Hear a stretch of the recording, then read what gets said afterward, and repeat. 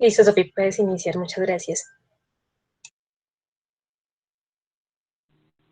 Bueno, buenas tardes, muchachos. Pues hoy mi compañera Sofía y yo vamos a hablarles un poco de EPOC, de acuerdo pues a estas guías GOLD 2021. Pues esperamos que esta charla pues sea de su total agrado y sea lo más comprensible posible.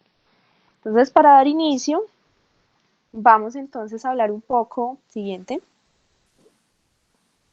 de la definición de esta enfermedad y vamos a describir un poco sus características ya fisiopatológicas como tal. Siguiente.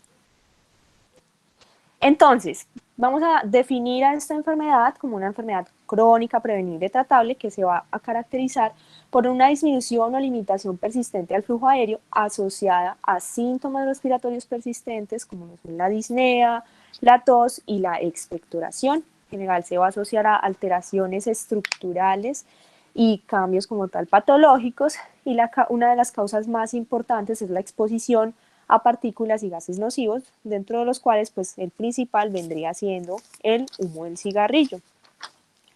¿Qué es importante resaltar aquí? Pues siempre se había considerado como tal que lo que era la bronquitis crónica y el enfisema eran como tal la definición del EPOC, que era o un fenotipo u otro, pero sí se ha entendido últimamente, pues sí se ha conocido que estos vendrían siendo más bien patologías de base y no vienen a definir lo que es EPOC. Su prevalencia se encuentra más en personas mayores de 40 años y especialmente en fumadores y exfumadores. Como tal, el desarrollo de la enfermedad está dado por la interacción de factores tanto ambientales como factores inherentes a cada persona, una susceptibilidad individual como tal. Siguiente.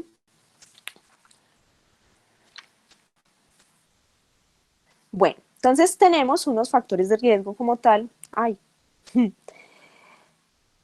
en cuanto a EPOC.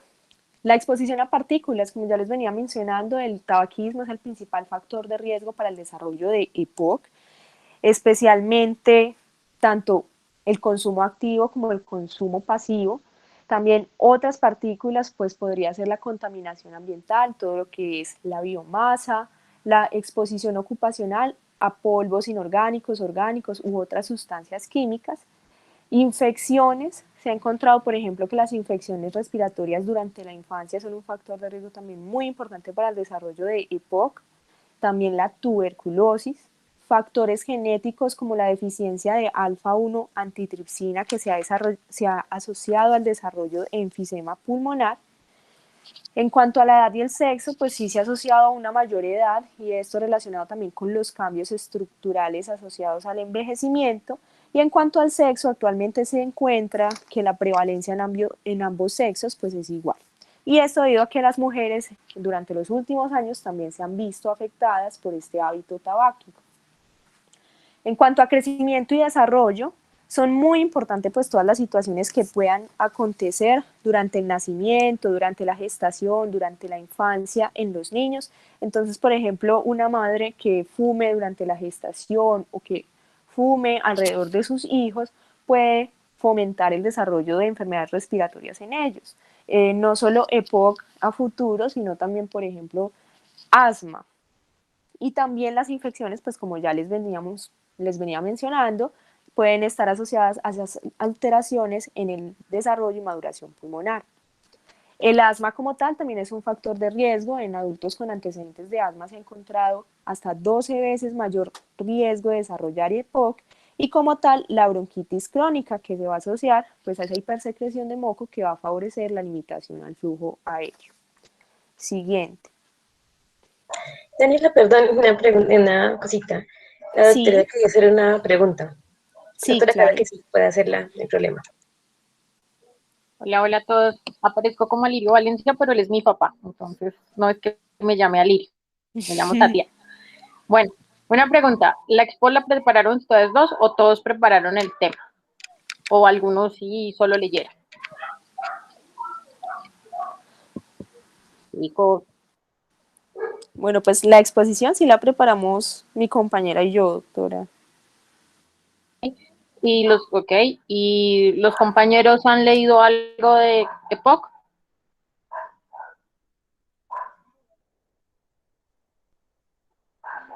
¿no? Poquito, ¿no? No, sí tenemos bien preparado un poco de POC.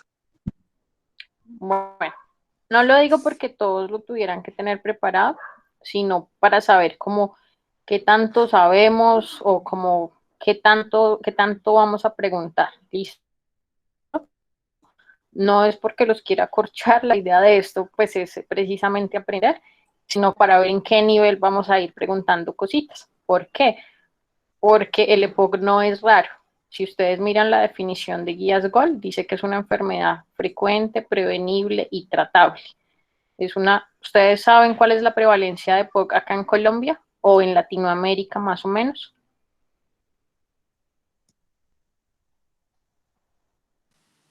No, ¿Todos están doctora. en las cajitas?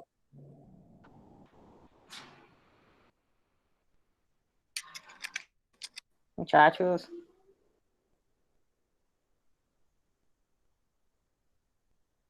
No conocemos la prevalencia en Latinoamérica. Sí. No, que si todos están en las casitas o bueno, los que puedan, activen la cámara. No importa dónde estén, los que puedan. Yo estoy, por ejemplo, en mi casa y estoy en mi cuarto. No hay lío. Los que puedan y los que quieran. Básicamente porque EPOC es una enfermedad muy importante. Perdone de pronto que me les salte la exposición, pero es una enfermedad muy importante porque es una enfermedad demasiado frecuente y demasiado prevalente. Si ustedes revisan el estudio de Prepocol, que miró cuál era la prevalencia de 5 ciudades en Latinoamérica, encontró que la prevalencia de POC va más o menos entre el 8 en las ciudades de mínima frecuencia hasta 14% en ciudades como México. En Colombia los estudios han mostrado que más o menos en ciudades como Medellín, Bogotá, Cartagena, donde se han hecho estudios de prevalencia, la prevalencia que nosotros tenemos de POC es de aproximadamente el 9.6%.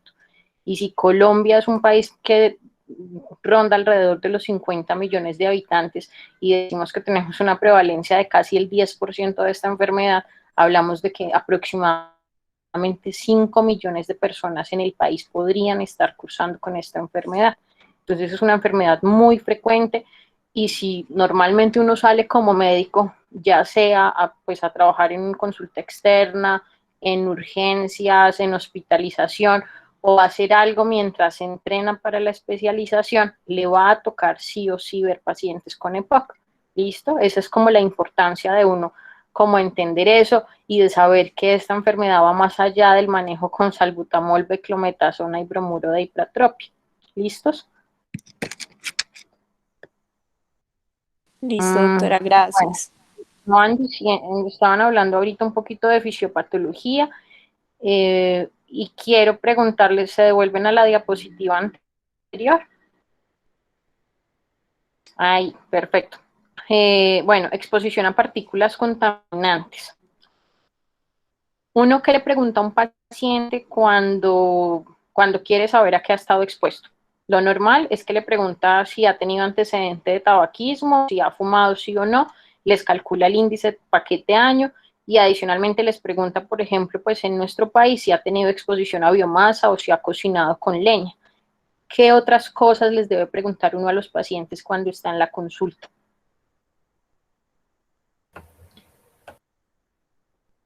También las trabajadoras de las que hacen arepas, ese humo. Las personas que trabajan asando arepas. ¿Mm? ¿Qué más? También los que Cuando hablamos de trabajan es que no recuerdo el nombre, pero hay unas tejas, las de antes, que esas tenían esas daban una sustancia. ¿No son las de asbesto? Eso, la las desveltación. personas que están expuestas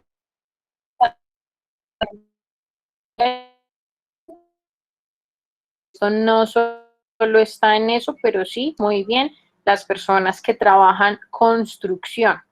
Eso es algo súper frecuente acá en el Quindío, que las personas laboren en construcción o lo que llaman maestros de obra. Esas personas están expuestas a arena, pintura, cemento, tierra, perdón la expresión, todo tipo de mugre. Y eso es contaminación.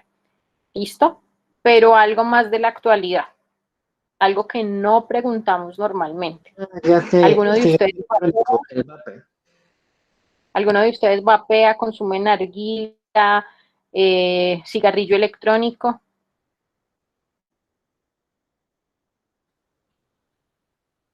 No, Ahí, hagámoslo dinámico, que solo tenemos, no. nos quedan exactamente 41 minutos. Hoy es viernes. ¿Mm? Pero no, parece que ninguno. ¿Alguno de ustedes ha vapeado alguna vez o conoce un cilindro de vapeo? Sí, sí, claro. Ok. ¿A Con esos con cuánto, un esencia. cilindro completico de vapeo, a cuántos cigarrillos equivale? Un cilindro completico de vapeo, uno se lo puede consumir rápidamente en 2 horas. O le puede durar hasta 6 horas si uno lo tasa, por así decir. Un cilindro de vapeo equivale a 100 cigarrillos. O sea que una persona que se consuma un cilindro de vapeo día de por medio, se está consumiendo aproximadamente 50 cigarrillos diarios. ¿Sí? Y un paquete de cigarrillos equivale a 20 cigarrillos. Así que empiecen a contar. ¿Listo? Entonces, los contaminantes no solo son cigarrillo, tabaco, exposición a biomasa, sino que también están los vapeadores, las narguilas, los cigarrillos electrónicos, la exposición ambiental que tienen las personas. Hay ciudades donde hay mucha contaminación, creo que es una ciudad en el valle, creo que es Jamundí o algo así, donde hay demasiadas como fábricas. Todo eso aumenta la contaminación en partes por millón del ambiente. Eso no es que hayan, los estudios que hay en Latinoamérica están sobre todo en Chile, pero son cargas contaminantes muy altas que obviamente predisponen a tener EPOC. ¿Listos? Eso en cuanto a exposición a partículas. Esto de crecimiento y desarrollo pulmonar, ¿ustedes lo entienden?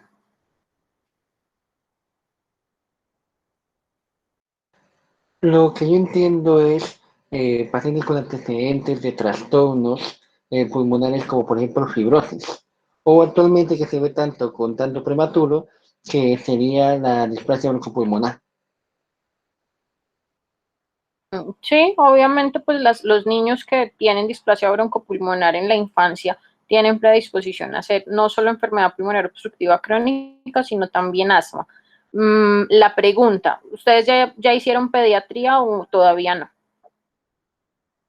Acá Algunos sí, otros no. somos un grupo mezclado Ok, entre clínicas y listo. Los que han hecho pediatría, ¿a qué edad termina el desarrollo alveolar?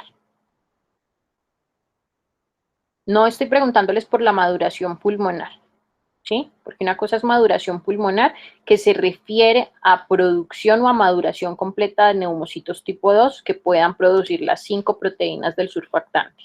Una cosa es maduración pulmonar y otra cosa es desarrollo alveolar completo. A los 2 años. Sí, es como a los 3 años. Eso hasta los 10 Pues años. a esa edad hay desarrollo alveolar, pero ¿hasta qué edad se da? Creo que es hasta los 10 años. Hasta aproximadamente los 10 años. ¿Listos? Entonces, eso es muy importante. ¿Por qué? Porque yo puedo nacer a las, no sé a qué horas estarán induciendo los partos ahora, 38, 37 semanas, perdónenme la ignorancia en esa parte, pero yo puedo nacer con mis semanas de gestación completas y tener una madurez pulmonar completa, pero eso no quiere decir que yo necesariamente vaya a alcanzar mi desarrollo alveolar completo.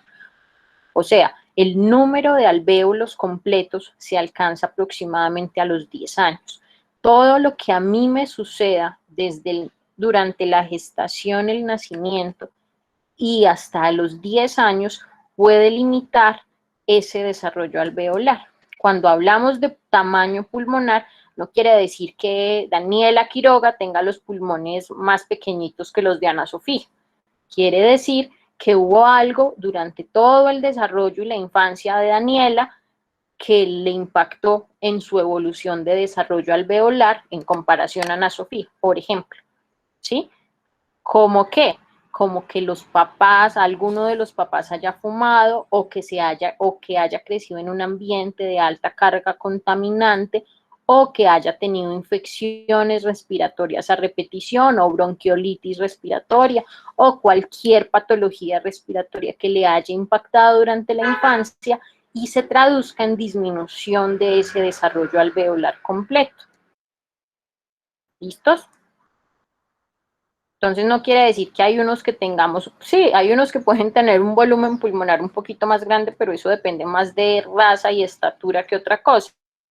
Nosotros no podemos pretender tener los mismos pulmones que los irlandeses que miden casi 2 metros, no es lo mismo, pero el desarrollo en cuanto al número de millones de alvéolos que se completa a los 10 años sí se puede ver alterado por muchos factores exposicionales o infecciosos. Y eso sí es súper importante como uno de los factores de riesgo para desarrollar EPOC. Por eso hemos visto muchos pacientes que no necesariamente fumaron, pero que tienen tabaquismo de segunda y tercera mano. ¿Ustedes saben qué es eso de tabaquismo de segunda y tercera mano? Tienen las personas expuestas a un familiar que fuma. Bueno, Eso es tabaquismo de segunda mano y tabaquismo de tercera mano. Antes de la pandemia, ¿alguno de ustedes iba a rumbear? ¿O ninguno? Sí, claro. Todos son hogareños. no se hagan, acá está lleno de alcohólicos. No, yo no estoy. Bueno, cuando ustedes llegan de rumbear, yo no fumo y nunca he fumado. Cuando ustedes llegan de rumbear y se quitan la chaqueta o la blusa, ¿a qué les huele?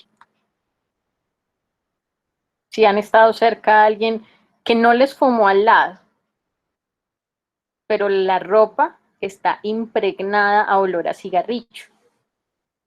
¿O nunca les ha pasado?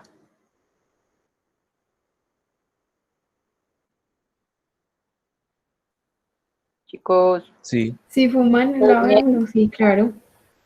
no se me duerman porque me da pena. ¿Sí? Eso es tabaquismo de tercera mano. O sea, puede que nosotros no estemos cerca a personas que estén fumando, pero la alta carga contaminante en sitios, por ejemplo, como en los bares, genera muchas partículas por millón en el ambiente que aumentan el depósito en la ropa o los objetos con los cuales nosotros entramos en contacto, ¿sí? Y eso también es factor de riesgo para EPOC. O sea, por ejemplo, las personas que trabajan como meseros o barman, así no estén cerca a alguien directamente que esté fumando, sí tienen mayor riesgo también de padecer EPOC, ¿sí? ¿Listos? Bueno, entonces, exposición a partículas, infecciones, factores genéticos, bueno, eso ya lo mencionaron, como es el déficit de alfa-1 antitripsina, no es tan común acá en Colombia, pero sí hay pacientes que tienen alteración espirométrica que sugieran obstrucción fija y no tienen asma o no tienen un asma que ya ha hecho una obstrucción fija. En esos pacientes, pues la idea sería que uno, si son jóvenes, que uno les hiciera la prueba de tamizaje de alfa-1 antitripsina. El asma, pues ya se los acabo de mencionar, los pacientes con asma no controlada pueden llegar a ser obstrucciones irreversibles a nivel espirométrico y eso se comporta como una enfermedad pulmonar obstructiva crónica y la bronquitis crónica pues en sí es más como una sintomatología propia del EPOC. ¿Listo? Listo.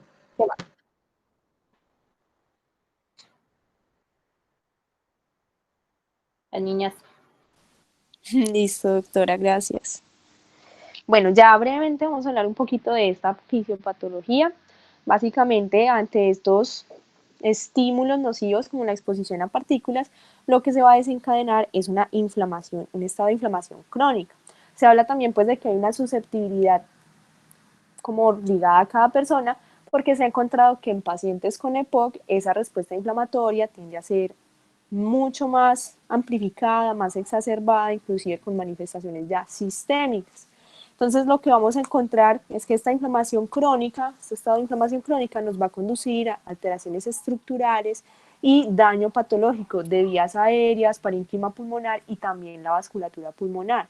Todo esto está mediado por la misma respuesta inflamatoria, el estrés oxidativo, un desequilibrio entre la actividad de proteasas y antiproteasas, los mediadores de inflamación que se liberan y van a exacerbar la misma respuesta inflamatoria, van a liberarse también factores de crecimiento que van a contribuir a esas alteraciones estructurales como la fibrosis intersticial que se puede producir y peribronquial. Todo esto me va a conducir a ese daño patológico y finalmente de manera progresiva a una disminución al flujo aéreo con la instauración como tal de la enfermedad. Siguiente. Entonces vamos a tener la limitación al flujo aéreo que básicamente se va a producir por la inflamación, los exudados luminales que se van a producir porque esta irritación de la mucosa va a llevar a una hiperplasia, hipertrofia de células caliciformes, de glándulas submucosas y esta fibrosis que se va a producir también por esa misma inflamación. Todo esto me lleva a un estrechamiento de vías aéreas pequeñas y a una reducción de lo que serían el BEF1, la capacidad vital forzada y finalmente pues la limitación al flujo aéreo. Esta misma limitación al flujo aéreo me va a conducir a un atrapamiento de aire porque de alguna manera este estrechamiento de vías aéreas pequeñas va a funcionar o van a actuar ahí como una válvula unidireccional donde ingresa aire, pero durante la expiración es más difícil que este aire salga. Entonces vamos a encontrar en estos pacientes hiperinsuflación pulmonar y mayores volúmenes pulmonares. Van a haber también alteraciones en el intercambio gaseoso. Estos pacientes pueden presentar hipoxemia, hipercapnia, alteraciones en todo lo que vendría siendo la ventilación por un incremento del espacio muerto. La hipersecreción de mojo, como ya les mencionaba, pues estas sustancias irritativas me pueden llevar a un incremento de estas células caliciformes, de estas glándulas submucosas, y esto puede favorecer igualmente esa limitación al flujo aéreo y la hipertensión pulmonar que se produce especialmente por estas alteraciones en la ventilación, en el intercambio gaseoso, como la hipoxemia, que me llevan a una vasoconstricción de arterias, pequeñas arterias pulmonares y hiperplasia e hipertrofia de músculo liso vascular como tal. Siguiente. Bueno, ya para la evaluación y el diagnóstico. Listo, doctora. ¿Puedo preguntar algo? Sí, sí, doctora. Me parezco la estudiante Zapa. Bueno, una pregunta, y esto sí es para todos. Miren, pueden que no alcancemos a hacer la exposición completa, no hay lío. Y yo sé que están en paro y toda la cosa, pero vuelvo y les digo, este tema es algo a la vida. Ustedes saben o entienden cuando hablamos del término hiperinsuflación o atrapamiento de aire. Sí, sería un aumento del volumen residual. Es uno de los criterios, pero ustedes entienden de qué habla uno cuando dice eso. O sea, si por ejemplo yo les digo que ustedes han revisado espirometría o letismografía o volúmenes pulmonares, Solamente es prometrías. como para no hablarles en muy chino. Volúmenes pulmonares también los hemos visto. Ok. Bueno, todos han revisado volúmenes o han tenido contacto con una espirometría. O todos estuvieron en la clase del doctor. El doctor Murillo es el que todavía da fisiología respiratoria. Sí, todavía. Ok, él también fue profesor mío. ¿Se acuerdan la gráfica que él les dibuja del tiempo inspiratorio y el tiempo expiratorio? ¿O eso ya no lo ven?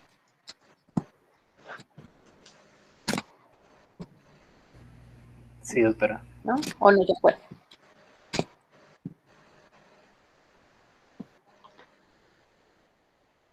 Chicos, dinamicemos. Sí, doctora, todavía. Sí, dime. Todavía se ve esa tabla, todavía. Ese dibujo. Ok. ¿Recuerdan cuántos segundos dura la inspiración y cuántos segundos dura la expiración?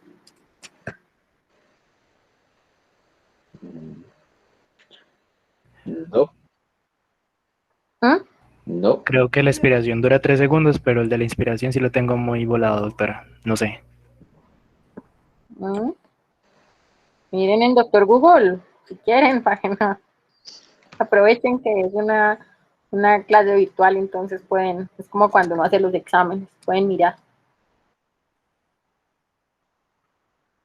Bueno, el tiempo expiratorio es más prolongado que el inspiratorio, más o menos 2 veces más prolongado, ¿sí?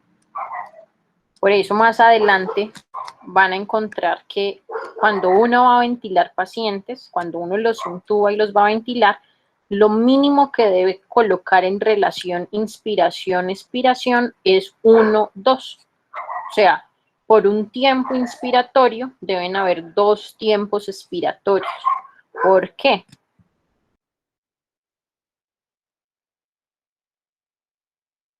¿No?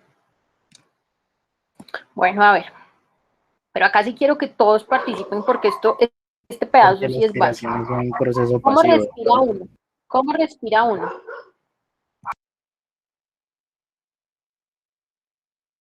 Para que Sería uno pueda respirar, además del impulso cerebral, ¿qué debe existir? Bueno, hay gradientes de presiones y todo eso. Pero ¿qué es lo que yo necesito para poder llevar el aire a los pulmones? un esfuerzo muscular. Ok, perfecto. De los músculos inspiratorios y de mi precioso diafragma. ¿Sí o no? Entonces yo tengo unos músculos inspiratorios donde está el diafragma y donde hay otros músculos que no me voy a poner a recordarles ahora. Entonces yo respiro por mis músculos inspiratorios y el aire para yo llevarlo al pulmón pasa a través de la nariz, nasofaringe, a través de la tráquea, ¿sí? ¿Cuánto mide la tráquea? Más o menos. 15 a 20 centímetros. Un promedio. ¿Cuánto? No, en diámetro, no en longitud. Y no me tienen que decir en hombre en mujeres, un promedio en los dos. Como a 3 centímetros. Más o menos, aproximadamente 3 centímetros. Entonces, eso es lo importante.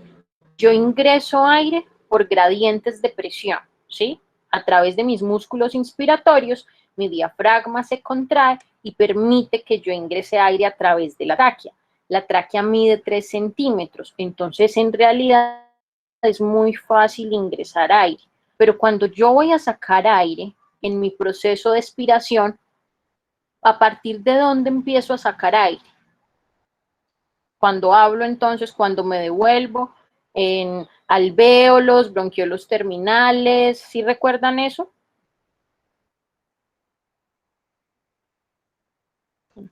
Pues entonces empezamos a sacar el aire desde los alveolos y va pasando por las vías respiratorias hasta que la laringe, Ok.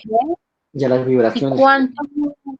cuál es el diámetro de un bronquiolo terminal de la 16ª generación para arriba? ¿No era 0.5? O menos, ¿sí? Entonces, ingresar aire es muy fácil porque yo tengo un tubo así de grandote, que es la tráquea, por donde puedo pasar aire sin problema. Por eso se llama un flujo turbulento y todas esas cosas que ustedes ya vieron en fisiología. Pero sacar aire o mi proceso de respiración dura mucho más porque yo debo, a través de también gradientes de presión, sacar aire, pero por estructuras anatómicas de diámetros súper pequeñitos, ¿sí? Entonces, por eso la expiración se demora más que la inspiración, ¿listo? Pero entonces, ¿qué pasa?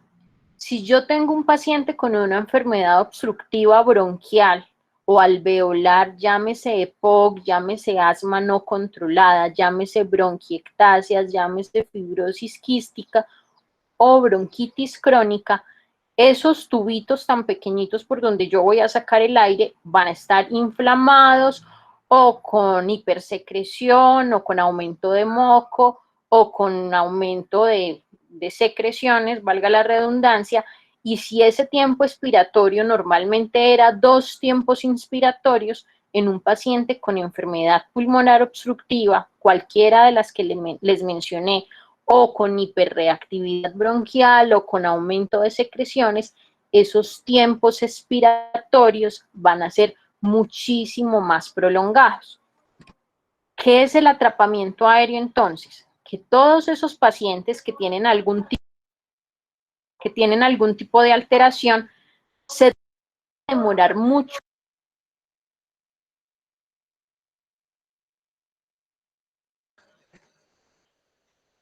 ¿Se apagó el micrófono?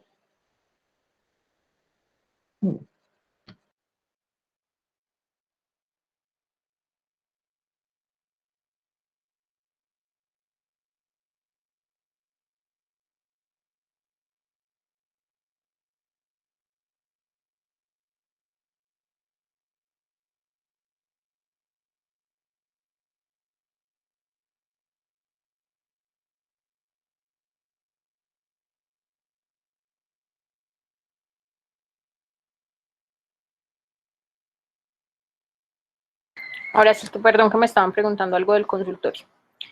Entonces, si yo tengo un paciente con hiperreactividad bronquial, inflamación de vía aérea, mayor obstrucción a nivel bronquial o alveolar o en cualquiera de los grados de las vías respiratorias, ese tiempo expiratorio va a ser muy prolongado. ¿Eso en qué se traduce? En que cada que mi paciente respira nuevamente o toma aire o una nueva inspiración, no ha terminado de hacer la expiración completa. ¿Sí me hago entender? Sí. O sea, que cada que mi paciente tome aire de nuevo, yo aún no he terminado de sacar el volumen pulmonar que tenía de mi anterior ciclo respiratorio. Y eso se traduce en que mi paciente empieza a hacer lo que denominamos atrapamiento de aire o hiperinsuflación pulmonar, ¿sí? ¿Qué es? Por ejemplo, un paciente con asma, cuando hace ejercicio, empieza a hacer su actividad, empieza a desgastarse y empieza a respirar así, ¿sí? Miren que estamos manejando casi los mismos tiempos inspiratorios y expiratorios. Si de entrada la expiración debe durar por lo menos 2 tiempos inspiratorios y yo hago esto, ¿sí? ¿Qué estoy haciendo? Que ingreso e ingreso aire, pero no estoy dando tiempos expiratorios suficientes para que mi paciente saque el aire de cada ciclo respiratorio. Eso se traduce a que las personas se fatigan mucho más porque esa traducción es de que pierden capacidad respiratoria para cada nuevo ciclo respiratorio. Eso mismo pasa en los pacientes con EPOC, ¿sí? Entendido. Pero es por ese tratamiento de aire, por eso esos pacientes son susceptibles a ácidos respiratoria, ¿no? Porque no es Los capaz de eliminar, pacientes por ese tratamiento de aire que no es capaz de eliminar todo el dióxido de carbono, por eso son susceptibles a la acidosis respiratoria. Lo que pasa, más que la acidosis respiratoria, lo que pasa es que ese atrapamiento de aire se traduce en aplanamiento de los hemidiafragmas, horizontalización costal y fisiológicamente se pierde la capacidad de pivote de los músculos inspiratorios en tener un mejor esfuerzo inspiratorio. Entonces, por eso los pacientes con enfermedad pulmonar obstructiva crónica ya severamente enfermos toman la posición de tórax en tonel, ¿sí? Esos ya son estadios demasiado avanzados de la enfermedad y lo hacen básicamente para tratar de compensar esa hiperinsuflación compensatoria que hay como mecanismo fisiopatológico, intentando responder a esa falta de aire que ellos sienten, ¿sí? Yo ya les había revisado la diapositiva y ahorita les voy a preguntar otra cosa. Pero entonces, básicamente es eso, las deformidades que se hacen en caja torácica,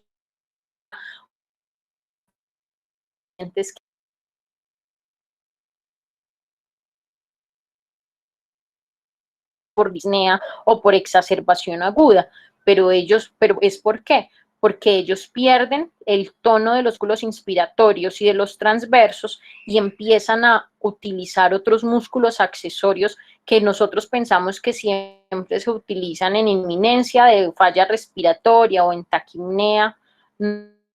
Normalmente ellos utilizan otros músculos es para tratar de descompensar ese atrapamiento de ese.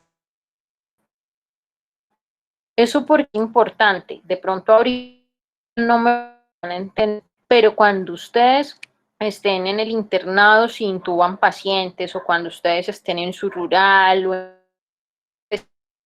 medicina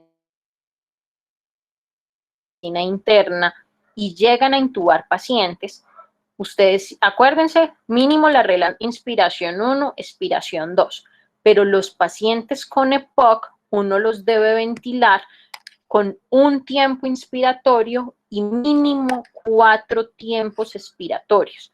Precisamente, ¿por qué? Porque necesitamos desatarlos, evitar que el ventilador les genere algo que nosotros llamamos autopip, que traduce básicamente como en atrapamiento aéreo a través del ventilador mecánico. ¿Listos?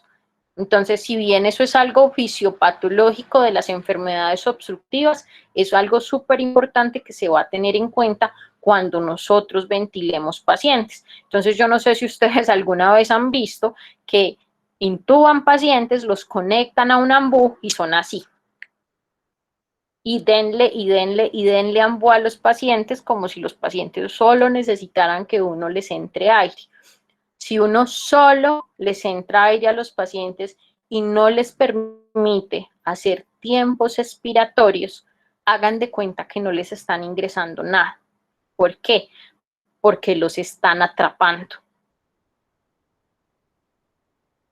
Respiratorio de esas presiones que les están dando de aire y FiO2 altas, esos pacientes no alcanzan a tener intercambio gaseoso completo. ¿Por qué? Porque no tienen un volumen pulmonar que les permita intercambio, porque ese volumen pulmonar está siendo ocupado por aire, por así decir, o por volumen pulmonar de ciclos respiratorios previos. No sé si me han entendido o les estoy hablando en súper chino, pero pues quiero que esa parte les quede como clara. No, muy bien, muchas gracias. Sí, doctora. ¿Sí?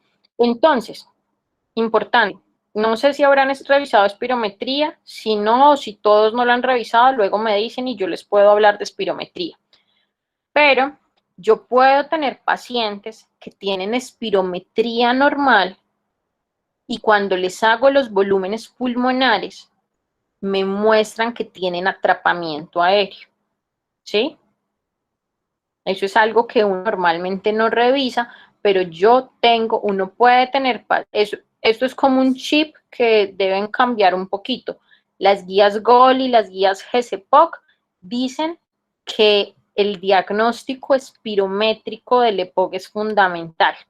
Pero si ustedes van a hacer revisiones, por ejemplo, del Blue Journal y de la ATS, hablamos de algo que se llama EPOC temprano.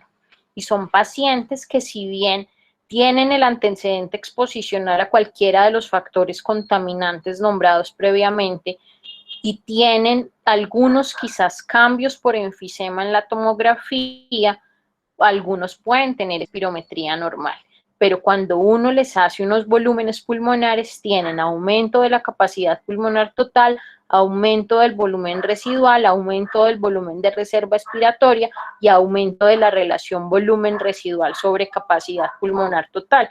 Y eso se traduce a que tienen hiperinsuflación, y a que tienen aumento de volumen pulmonar, aumento de atrapamiento aéreo e hiperinsuflación. ¿Listos? Bueno, digamos que nos quedan 11 minutos para lo que alcancemos. Bueno, doctora. Bueno, entonces vamos a hablar rápidamente de cómo debería de ser esa evaluación en el paciente con EPOC. Bueno, entonces básicamente vamos a tener la sospecha de que un paciente puede tener esta enfermedad teniendo en cuenta sus antecedentes, los factores de riesgo a los cuales se ha visto expuesto, cuáles son los síntomas que ha estado presentando y pues de acuerdo a las guías GOLD, este diagnóstico se confirmaría ya de acuerdo a la espirometría. Siguiente. Los síntomas cardinales, básicamente tenemos la disnea, que tiende a ser progresiva, persistente y a exacerbarse con la actividad física. La tos, que inicialmente es una tos intermitente que a medida que va progresando la enfermedad se va haciendo persistente. Y tenemos también la producción de esputo, que pues estos síntomas todos no van a ser regla para un paciente con EPOC. Y algo muy importante a resaltar es que inicialmente los pacientes puede que no recurran a la consulta porque estos síntomas no van a tener un gran impacto en su vida diaria. Puede que la tos al inicio pues sí sea intermitente, pero pues que no le genere como tal tantas molestias en la vida diaria al paciente y no lo haga consultar como tal. Siguiente. Ah, bueno, no, sí. Una En pregunta. cuanto... Sí, doctora.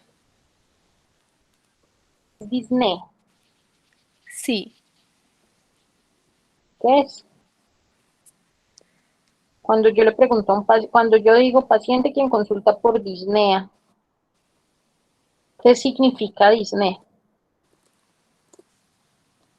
Bueno, pues doctora, la disnea vendría siendo como una dificultad a la hora de respirar, una fatigabilidad en este proceso. O para que me entiendan,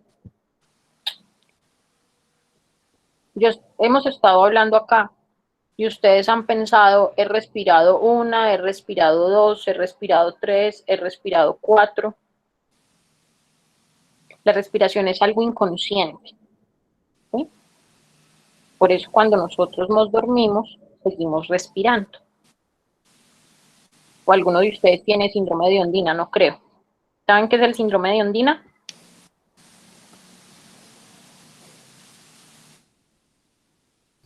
Sí, doctora.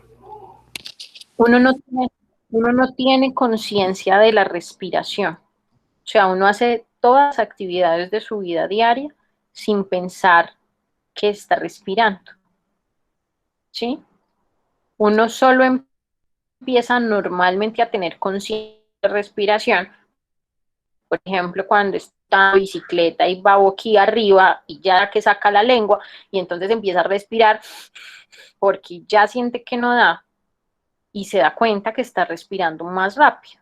Pero uno normalmente si está desayunando no se da cuenta o no cuenta cuántas veces está respirando. Ni dice me voy a comer esta galleta después de la segunda respiración.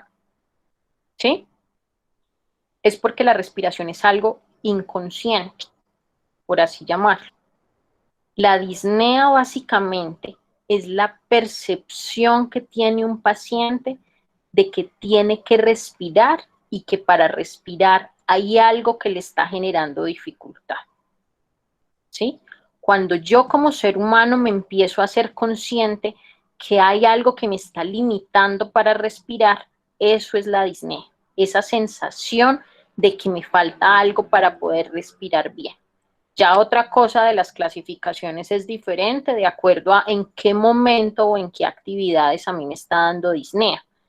Pero en el punto en el que yo como ser humano me hago consciente de que tengo que respirar y que hay algo que me está limitando en mi proceso de respiración, eso es disnea. ¿Listos? Porque es que uno le pregunta al paciente, ¿usted se ahoga? Ay, no, yo no me ahogo. ¿Sí? A usted siente que se está ahogando. Los pacientes piensan que ahogarse es que se atoran con algo y no les pasa el aire. No, uno a los pacientes, y tampoco pues le puede preguntar al paciente, ¿usted tiene disnea? Porque pues si a veces uno no sabe qué es disnea, imagínense un paciente. Pero uno a los pacientes es traducción de sed de aire. Usted siente que cuando respira el aire no le es suficiente. ¿Sí? Pero ese punto en el que un paciente o una persona dice que es consciente de que hay algo que lo limita para respirar, eso es la disnea. Ya los grados pues se evaluarán, pero eso es disnea. porque nosotros también muchas veces no lo sabemos preguntar.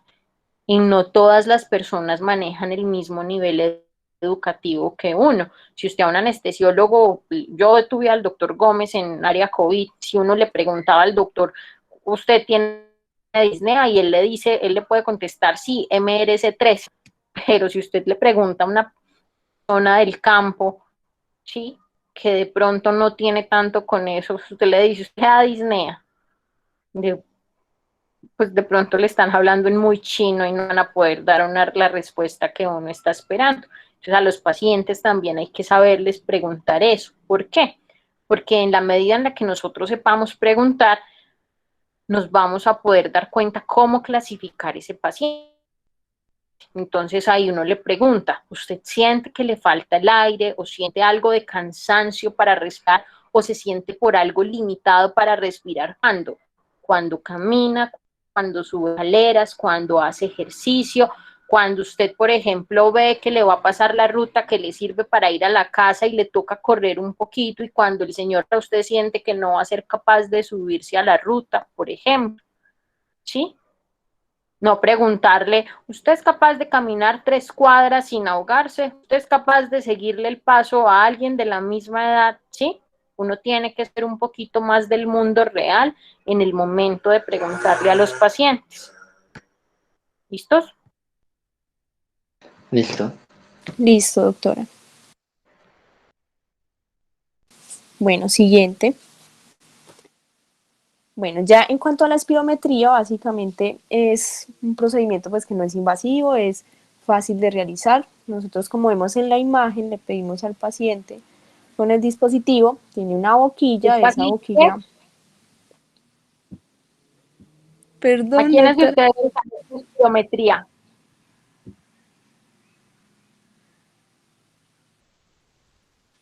No Yo me he entendí. hecho como 10 y nunca me ha parecido fácil. Ah, Me toca cogerme el abdomen para no botar la boquilla, para no mandarla a la miércoles, ¿sí? Porque es durísimo. Más si uno no atrapa aire, o sea, si uno no tiene enfermedad respiratoria, es durísima. No sé, yo le voy a decir al doctor Jaime si en estos días, de pronto un día que yo esté de consulta, nos dan el espacio como para llevarlos en grupitos de a 2 o 3 a ver si nos autorizan a hacer espirometría, como para que vean las limitaciones. La espirometría, les voy a resumir esto pues para que no nos... Si alguno de ustedes no ha revisado espirometría o cuando lo revisó no lo entendió, luego miran y si tienen un espacio, yo les puedo sacar un campito y yo tengo espirometrías como que guardé del fellow para ayudarles como para que entiendan de qué les habla uno. Pero la espirometría no es un examen fácil de hacer, es un examen en el que uno tiene que seguir instrucciones. Entonces, por ejemplo, si uno tiene alteraciones neurológicas, si uno tiene hipoacusia, si uno no entiende mucho, es difícil seguir instrucciones y el proceso respiratorio es difícil porque es un procedimiento dependiente de esfuerzo respiratorio. Entonces, va a ser difícil para algunas personas hacerlo. Yo he hecho alrededor de 10, esta semana hice otra y todas las veces que la he hecho me ha parecido difícil, ¿sí?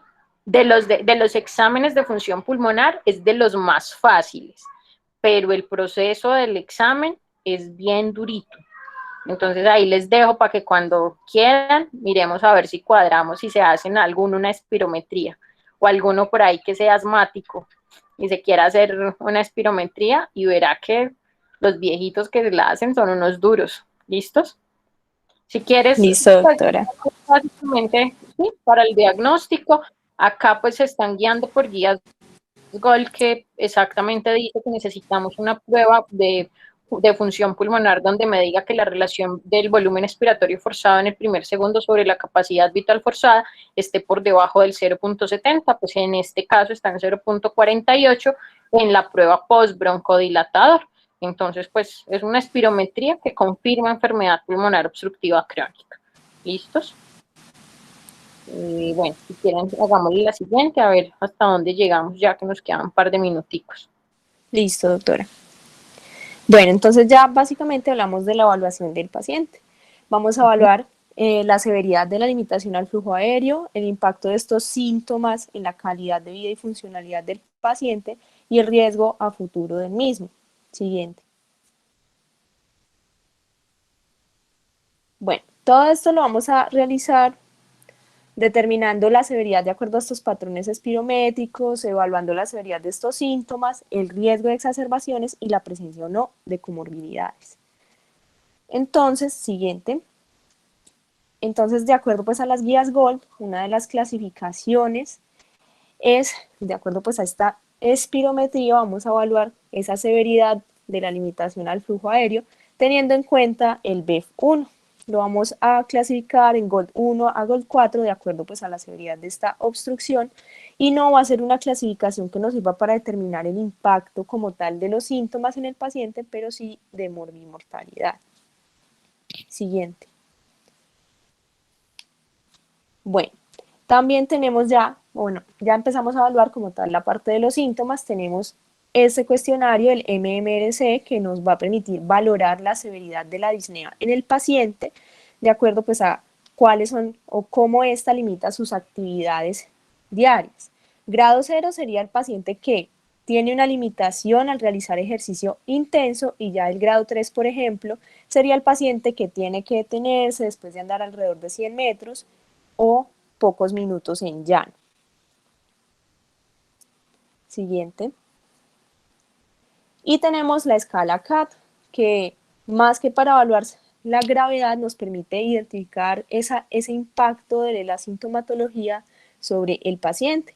Y con esta vamos a evaluar entonces básicamente la presencia de tos, vamos a evaluar la presencia también de la disnea, vamos a evaluar la expectoración, si tiene problemas o no para dormir este paciente, si se siente fatigado o no. Y de acuerdo a esto, pues ya vamos a determinar si el paciente pues tiene un alto impacto o no. El punto de corte sería 10. Bueno, en cuanto ¿Y al 10 riesgo de para qué? 10, o sea, mayor a 10 es un paciente que es sintomático y esto va a ser importante más adelante para también orientar el tratamiento del paciente.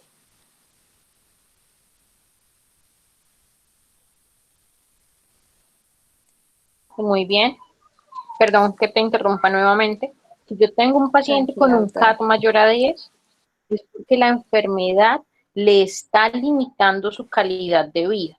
O sea, tener un paciente con un CAT mayor a 10 quiere decir que mi paciente se está ahogando fácilmente o tiene tos persistente o ha tenido que utilizar medicamento de rescate muchas veces o ha tenido muchos síntomas respiratorios que le han limitado su vida, ya sea laboral o en su hogar, ¿sí? Y eso quiere decir que nos estamos quedando cortos en el tratamiento o hay algo que no estamos controlando bien.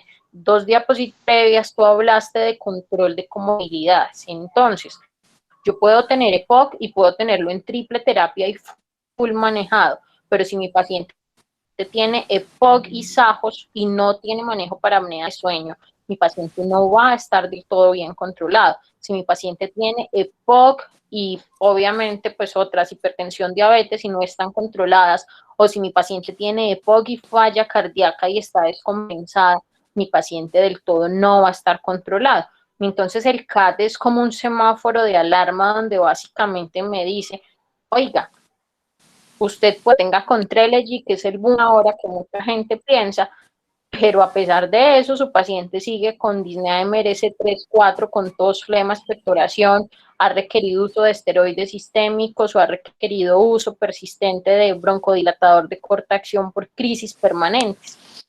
Entonces, lo importante del CAT es eso, ¿sí? Más que el número, más que si es 10, 20 o 5, lo que sea, es para que a mí me diga qué tan bien o qué tan mal controlado está su paciente. Y si usted lo tiene con full terapia, entonces empiece a revisar, haga un checklist de qué es en lo que me estoy quedando corto en el tratamiento de él. ¿Listos? Listo, doctora. Bueno, Otra cosa importante a evaluar en el paciente es el riesgo de exacerbaciones que éste presenta. ¿Cuál es el mejor predictor de exacerbaciones? La historia previa o los antecedentes previos de hospitalizaciones por alguna de estos eventos. Y es importante tener en cuenta pues que estas exacerbaciones las vamos a clasificar en leve, moderada o severa, pues de acuerdo al tratamiento que van a requerir, pues esto más adelante lo va a mencionar mi compañera. Y es importante tener en cuenta esto, prevenir las exacerbaciones también con el tratamiento, porque se ha encontrado que estas hospitalizaciones por exacerbaciones van a empobrecer el pronóstico para el paciente y a incrementar la mortalidad. Siguiente. Bueno, las comorbilidades, entonces, como ya lo estaba mencionando también la doctora, es muy importante tener en cuenta todas estas comorbilidades que puede presentar el paciente y manejarlas. Y también hay que tener en cuenta que por ese estado de inflamación sistémica que pueden presentar estos pacientes, pueden presentarse estas mismas como un estado de caquexia o, por ejemplo, pues también enfermedades cardiovasculares o pueden inclusive ya exacerbarse pues otras comorbilidades de base del paciente. Entonces, como ven en la lista, pues son algunas de estas comorbilidades que debemos de tener en cuenta en estos pacientes. Siguiente. Y tenemos ya como tal esta que es la herramienta ABCD que utilizamos con las guías GOLD también para orientar el tratamiento de los pacientes. Una vez realizado el diagnóstico, hacemos esa valoración de la limitación al flujo aéreo con esta clasificación GOLD y ya vamos a clasificar síntomas de acuerdo a la sintomatología del paciente y al riesgo de Daniela, exacerbaciones. perdóname, pero te dejé de escuchar. Ay, doctora, qué pena este internet. Listo, ¿hasta dónde me escucharon?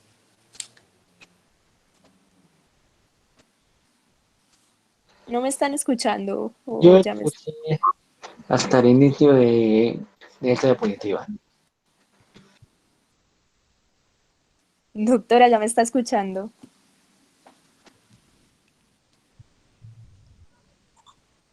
Me voy a salir y ya vuelvo a ingresar, es que no los estoy escuchando, ¿vale? Listo. Sí, Dani, yo creo que es el internet de la doctora porque yo te estaba escuchando hasta que ella te frenó. Ah, bueno, bueno.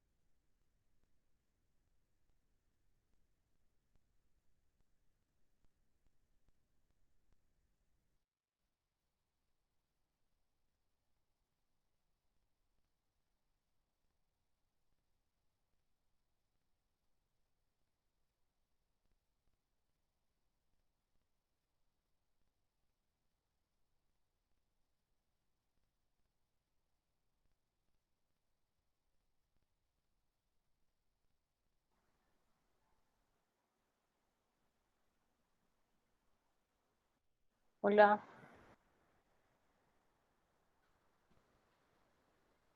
Hola, doctora.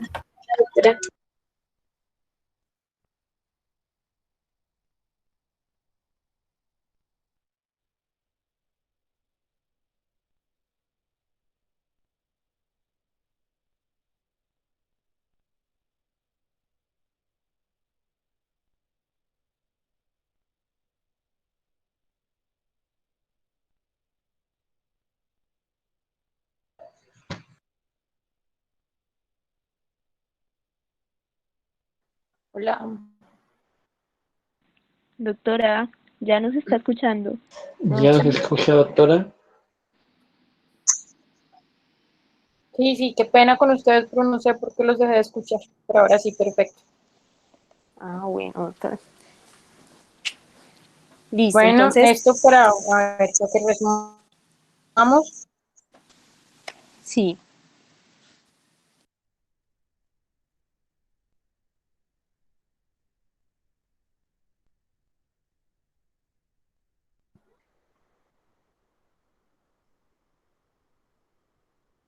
De una, digamos.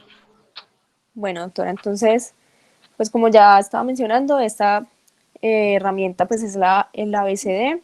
Vamos a clasificar al paciente de acuerdo a estos síntomas, de acuerdo a estas escalas MMRC y CAT, y al riesgo de exacerbaciones, teniendo pues los pacientes A y B, los que tienen como menor riesgo de exacerbaciones, C y D los que tienen mayor riesgo de exacerbaciones, los pacientes A y C los menos sintomáticos de acuerdo a estas escalas, y B y D los más sintomáticos, que de esto va a depender como tal ya el tratamiento.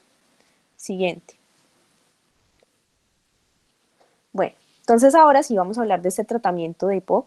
Entonces, siguiente, iniciamos hablando de que es muy importante, además de ese tratamiento farmacológico, un tratamiento no farmacológico. Entonces, lograr como tal reducir esos factores a los cuales se ve expuesto el paciente, como lo es el tabaquismo, lo posible pues la exposición ocupacional, incrementar la actividad física, es muy importante también la rehabilitación pulmonar, y también para evitar infecciones y posibles exacerbaciones, la vacunación contra la influenza y antineumococo pues en estos pacientes. Siguiente. Bueno, entonces, ¿cuáles son los objetivos del tratamiento en el paciente con EPOC? Básicamente, reducir esta sintomatología, reducir el riesgo de exacerbaciones, prevenir su aparición, mejorar su estado de salud y aumentar la tolerancia al ejercicio. Siguiente. Y bueno, básicamente todo esto es lo que implica pues el manejo de un paciente con EPOC. Un manejo inicial, después de toda esta parte del diagnóstico y la evaluación inicial, un manejo inicial con medidas tanto farmacológicas como no farmacológicas, y un seguimiento para determinar si el paciente requiere o no un ajuste del tratamiento. Y en eso se va a basar. Siguiente. Bueno, entonces los medicamentos que encontramos para el manejo del paciente con EPOC son los broncodilatadores, glucocorticoides inhalados u orales, inhibidores de la fosfodiesterasa 4 como el roflumilast, antibióticos y por ejemplo también mucolíticos.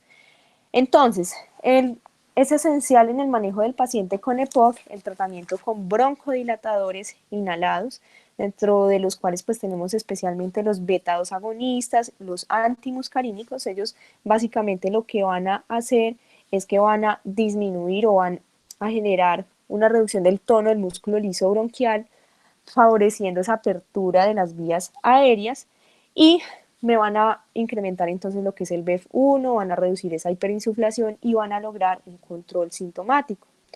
Entonces tenemos dentro de los beta-2 agonistas los denominados SABA, que son los de corta acción como el salbutamol, y los LABA, los de acción prolongada como lo sería formoterol, indacaterol, por ejemplo. Y ya como tal antimuscarínicos, SAMA, ipratropio, y LAMA tenemos varios, tiotropio, licopirronio, umeclidino. En general, pues es mejor utilizar una combinación de estos medicamentos, que podría ser LABA o LAMA, con respecto pues a la monoterapia, tiene mejores, pues sí, nos va a reducir el riesgo de efectos adversos, va a mejorar pues el efecto por la sinergia que ambos pueden tener, y va a tener mejores pues como tal resultados en el tratamiento del paciente con EPOC.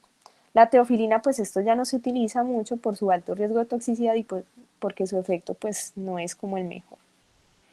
Y bueno, siguiente. Bueno, estos son otros medicamentos que se pueden utilizar. Básicamente voy a mencionar especialmente los corticosteroides inhalados, que son como los que se pueden asociar especialmente a esta terapia broncodilatadora, pero se van a asociar especialmente a un LABA, no se deben de dar en monoterapia, y van a tener especialmente efectividad en pacientes con alto riesgo de exacerbaciones y también en quienes tengan un recuento de eosinófilos mayor a 300. Ya estos otros medicamentos como mucolíticos, estatinas, pues se van a ir utilizando, pues bueno, no tienen como mucha efectividad probada. Macrólidos y antibióticos se utilizarían en pacientes con un alto riesgo de exacerbaciones, pero pues no sería un tratamiento tan viable por la alta tasa de resistencia antibiótica, y el roflumilast estaría indicado en pacientes con disnea severa, bronquitis crónica y alto riesgo de exacerbaciones o alta tasa de exacerbaciones, que no han mejorado con una triple terapia, con LABA, LAMA, corticosteroide inhalado, por ejemplo. Siguiente. Entonces aquí ya tendríamos, de acuerdo a ese ABCD, cuál sería como el manejo más indicado para cada grupo. Entonces tenemos el grupo A, que es un paciente menos sintomático, un paciente con menor riesgo de exacerbaciones, que puede verse beneficiado tanto por un broncodilatador de corta acción como de larga acción, sea SABA o LABA o LAMA. El grupo B ya es un paciente más sintomático que se va a beneficiar ya sea de un LABA o un LAMA en monoterapia, pero que cuando el paciente a la próxima evaluación nosotros lo encontramos todavía muy sintomático, ya podríamos continuar con una terapia combinada con ambos medicamentos. El grupo C se podría indicar un LAMA, es un paciente que va a ser menos sintomático, pero que tiene alto riesgo de exacerbaciones y se prefiere LAMA sobre LAMA porque se ha encontrado que el LAMA tiene una mayor efectividad en la prevención de hospitalizaciones y de exacerbaciones. Y ya como tal en el grupo D podemos utilizar LAMA o LAMA más LABA, de acuerdo pues a la sintomatología, e inclusive LABA con corticosteroides inhalados, si este paciente pues también tiene un recuento de eosinófilos mayor a 300 y pues tiene todavía una alta tasa de exacerbaciones. Siguiente, bueno, aquí ya tenemos un caso clínico. Entonces, tenemos un paciente masculino de 66 años de edad que consulta por un cuadro de disnea de 2 años de evolución al andar deprisa en llano o subir una pendiente no muy pronunciada. Está asociado a tos con expectoración mucosa matutina a diario y es un fumador activo de 20 cigarrillos diarios con un consumo acumulado equivalente de 53 años fumando un paquete diario. Al examen físico encontramos un paciente unéico en reposo con una saturación de 96%, tensión arterial de 138/90, frecuencia cardíaca de 84, frecuencia respiratoria de 16, índice de masa corporal de 27 y un MMRC de 1, un CAT de 11 puntos. Murmullo vesicular conservado y presencia de roncus que se modifica con la tos. Se le realiza una espirometría y pues obtenemos este resultado, que vendría siendo pues con prueba postbroncodilatadora de 58.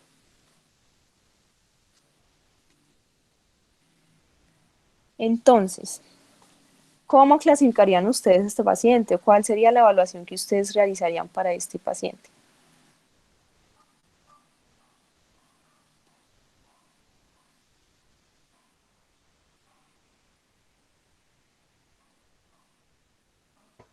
A ver, ¿me lo puedes regresar un momento a la espirometría?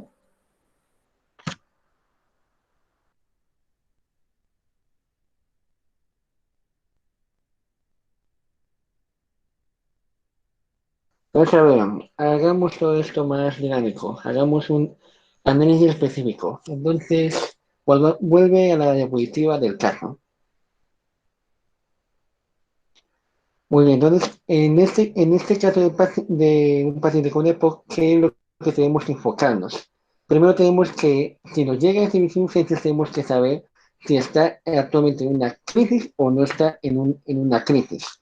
Y ya, después de dar el tratamiento de descarte, ahora tenemos que definir sobre la calificación que nos está preguntando Daniela, que sería en base a cuáles esas soluciones ha tenido durante el último año y en base a cuáles son los síntomas habituales fuera de la exacerbación.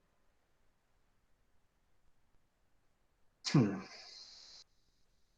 Entonces, veamos. La pregunta es, ¿qué estratificación de Gol es, no? Sí. Sí, entonces de Sería acuerdo Gol pues a la severidad de la disnea, ¿ustedes cómo clasificarían, por ejemplo, en el GOLD? Y con respecto a la herramienta ABCD, ¿ustedes considerarían que es un paciente sintomático, con alto riesgo de exacerbaciones o con bajo riesgo de exacerbaciones? ¿Qué pues, consideran ustedes? el CAT está por encima de 10 y eso es como un punto de corte para decir que el paciente es muy sintomático. Y sería un Gol 2 porque tiene la PEVI de 60%. Sí, de 60. Sí, sí, Un Gol 2. sí. Entonces la respuesta sería la GOL 2, sintomático y con bajo riesgo de exacerbaciones porque el paciente pues no ha referido antecedentes de alguna hospitalización por alguna afectación pulmonar como tal. Ok, aunque el MRC que le colocaron no es concordante con los síntomas que él refería. Le Sí, colocaron doctora. MRC1. Cuando nosotras encontramos ese caso también estábamos como un poquito confundidas con eso porque sí, no tenía correlación con el CAT. Pues si todo lo fijan por el MRC con el que está ahí y el CAT y por el valor espirométrico, sí es correcta la respuesta del GOL2. Pero pues si uno se ahoga subiendo una pendiente no muy pronunciada o al andar deprisa en terreno llano, pues de entrada eso no es un MRC de 1, o sea, ya por ahí pasamos. Pero pues para efectos del ejercicio, pues si digamos es que yo no les puedo compartir, tachando como ese pedacito, suponiendo que él hubiera referido solo síntomas de MRCD1, o sea, disnea con ejercicio extenuante, pues sí sería la respuesta correcta, teniendo en cuenta pues el criterio espirométrico que valoraron y pues un CAT mayor por encima de 10. ¿Listos? Perdón, pero es que soy más chismosa a veces, pues no hay lío. No, tranquila, doctora. Bueno, Bueno, siguiente, les quiero Sofi. Bueno, yo pues tenía acá como de las diapositivas, lo que sigue es tratamiento, pues muy bien la revisión, en realidad pues lo que siguen es como lo que ha dicho Gol, tratamiento es un pedazo muy largo, porque tratamiento, no sé si estuvieron en la exposición que yo les hice de síndrome post-COVID, nosotros deberíamos individualizar los pacientes, ¿sí? O sea, una cosa son las patologías que nosotros queremos manejar como comunidad, pero todos somos seres humanos y somos individuos totalmente diferentes, con comportamientos y con intervenciones en la sociedad totalmente diferentes. Es diferente una persona con EPOC en la Sierra Nevada, una persona con EPOC en la Amazonía, una persona con EPOC en el eje cafetero. Influye también la ocupación de las personas e influye también el factor exposicional al que siga la paciente, influye también educacional. Yo de nada me gano con mandarle a un paciente una triple terapia si de pronto no sabe utilizar inhaladores. Sí, o sea, son muchas cosas y de verdad hoy en día debiéramos individualizar más la medicina. Antes que sigamos como con lo de, si quieren terminamos lo del caso, porque yo tengo en 9 minutos una reunión y les quiero decir algo, les quiero mostrar algo súper chiquito. Entonces, pues acá yo veo que ya le como el manejo al señor. Si quieren, terminen esa parte y les comparto un pedacito de algo que les quiero hablar. Pero terminen, Listo, denle doctora. tratamiento. Sí, sí, ya. Bueno, muchachos, entonces, de acuerdo a esa clasificación, ¿ustedes qué manejo le iniciarían a este paciente?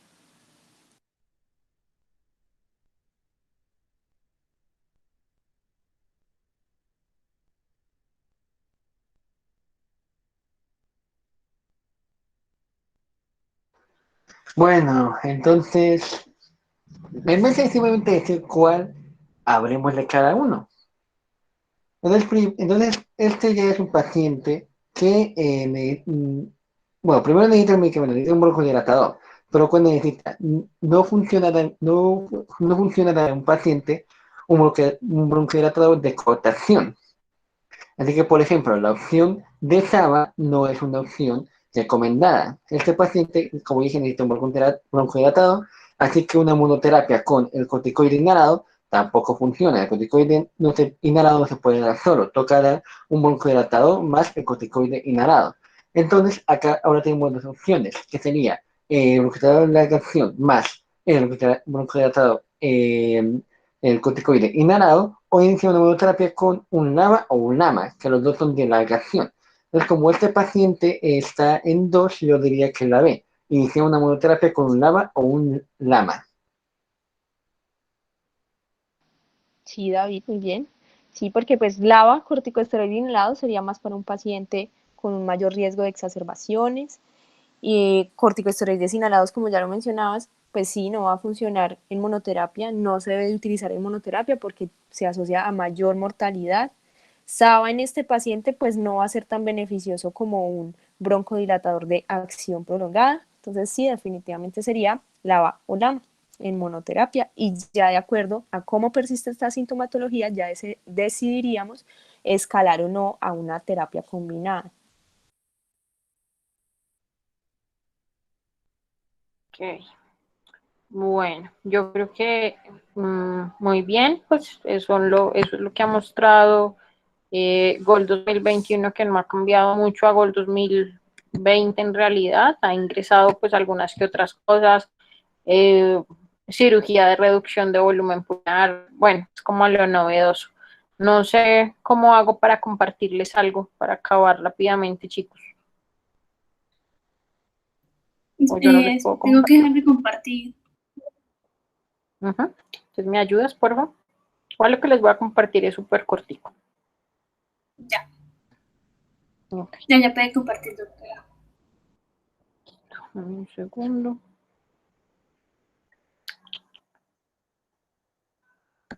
Mm.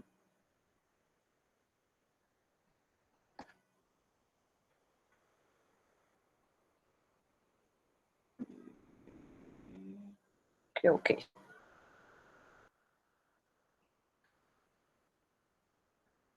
¿Les está llegando algo? ¿Alcanzan? Venme un segundo. Sí, ya se comparte la pantalla. Ok, ven mi pantalla. Sí, Sí. doctora. Listo. Pues Gol 2021, ¿sí? Lo que acabaron de revisar. Ustedes revisaron esta grafiquita. ¿Y no? Un poquito. La gráfica es de un estudio que hizo el doctor Bartolomé Celi, que es de los neumólogos en el mundo, que yo creo que más ha hecho revisiones y estudios sobre enfermedad pulmonar obstructiva crónica. Tomó pacientes que fueron estudiados de la corte de Framingham desde que tenían, bueno, obviamente chiquitos, pero desde que tenían 20 años y les hizo seguimiento hasta los 60 y 70 años y los dividió en esto que denominan TR1, pero son trayectorias, trayectoria 1, 2, 3 y 4. Básicamente, ¿a qué se refería con esto? Les hicieron espirometría a los 20 años y les hicieron espirometría entre los 60 y los 70 años y los dividieron por esas trayectorias, teniendo en cuenta que la trayectoria 1 eran los pacientes que la espirometría inicial de los 20 años fue normal y que la espirometría entre los 60 y los 70 años tampoco presentó ninguna alteración y no estaban con diagnóstico espirométrico de POC. La trayectoria 2 fueron pacientes que tenían pulmones pequeños, pero eso fue lo que hablamos al principio, no porque el volumen pulmonar o el tamaño pulmonar fuera pequeño, sino porque habían tenido alguna alteración durante su infancia que les había impactado el desarrollo alveolar completo. Entonces, estos pacientes de la trayectoria 2 les hicieron espirometría a los 20 años y les hicieron espirometría a los 60, 70 y tampoco tenían criterio espirométrico para diagnóstico de POC. Mientras que las trayectorias 3 y 4, los pacientes de la trayectoria 3, que fíjense son estos rojos, son pacientes que tenían espirometría inicial normal, no tenían lo que llamamos alguna alteración en tamaño pulmonar, pero ya ustedes saben que es alteración en el desarrollo alveolar completo, y cuando les hicieron su espirometría entre los 60 y 70 años, sí tenían diagnóstico espirométrico de POC, así como los de la trayectoria 4, que sí tenían un tamaño pulmonar disminuido en relación a una reducción del desarrollo alveolar y también les hicieron diagnóstico de POC por espirometría. Él encontró en este estudio de esa corte de Framingham una prevalencia del 11% de enfermedad pulmonar obstructiva crónica, que es muy concordante con lo que nosotros conocemos en la actualidad. Teniendo en cuenta eso, les voy a presentar, ¿ven lo que les estoy mostrando? Un Padlet de 2 pacientes que tienen la misma edad y el Sí, mismo doctora, índice de sí, años. se está viendo. Perfecto. Entonces tengo 2 pacientes. Los 2 son hombres, los 2 tienen un IPA exactamente de 5, los 2 tienen la misma edad. Los 2 pacientes se exacerbaron. Este paciente de tal y en un servicio de medicina, que un servicio de medicina domiciliaria lo vea, entonces le tocó ir al hospital. A este paciente le manejaron la exacerbación en casa y le dejaron tratamiento con nitrato, clometasona y salbutamol mientras lo veía el médico de su EPS. Este paciente en el hospital le manejaron antibiótico, broncodilatadores de corta acción y cuando dieron salida le dieron orden de valoración por medicina interna.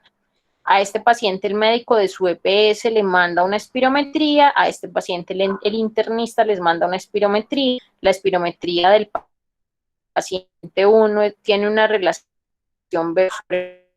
y tal que la espirometría tiene diagnóstico de POC y el paciente 2 tiene una relación exactamente igual, solo que a diferencia del paciente 1 que tiene un EPOC leve, uno de 90%,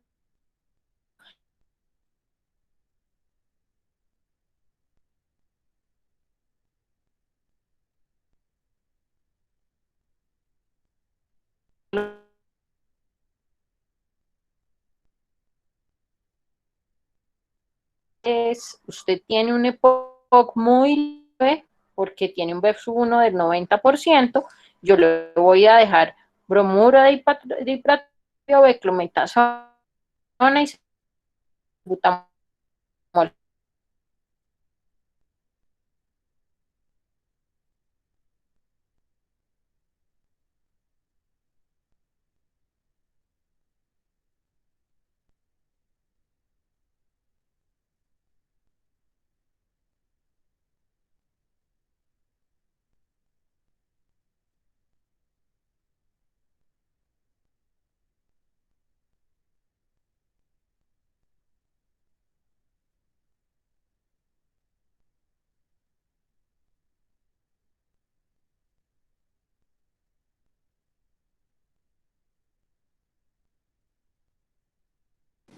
Doctora, creo que nos está escuchando.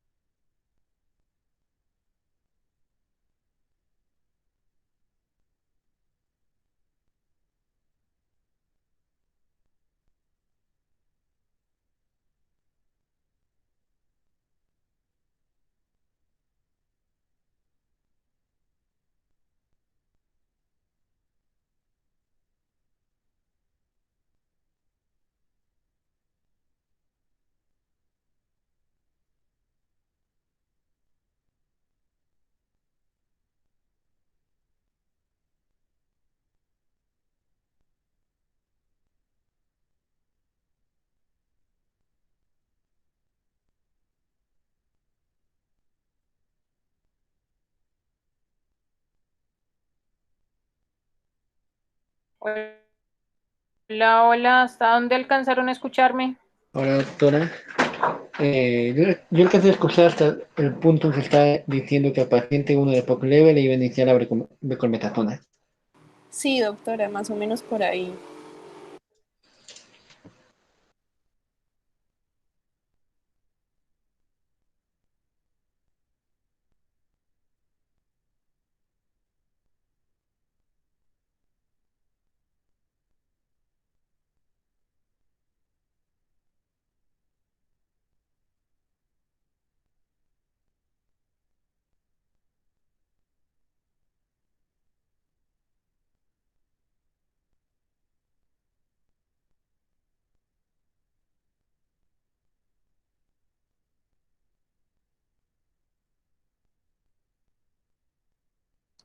¿Listo? ¿Ya la ven nuevamente? Sí, doctora. Sí, doctora. Ok.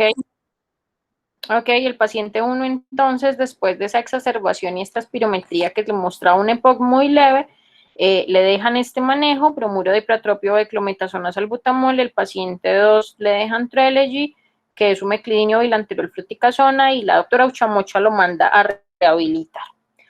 Pasa un año para ambos pacientes y ambos se vuelven a exacerbar.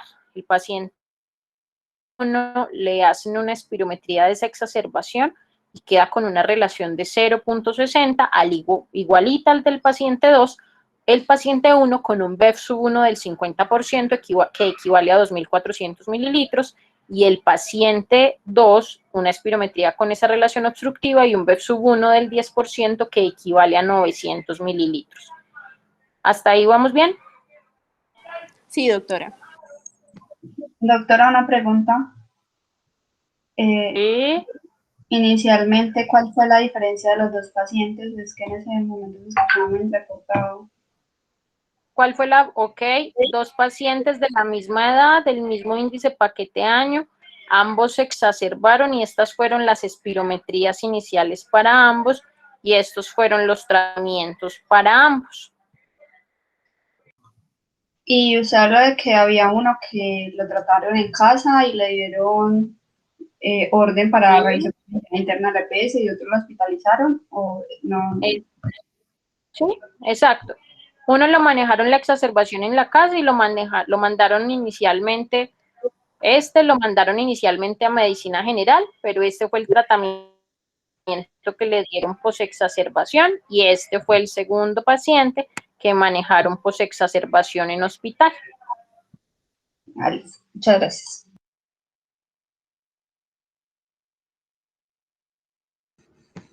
Entonces, ¿qué pasó con esos dos pacientes? Pues creo que podemos aplicar la tabla que usted nos mostró en las guías GOLD. El segundo paciente, aunque tiene características similares al del primero, ya inició con un EPOC más severo. No importa la intensidad de tratamiento que se le dio, se fue empeorando.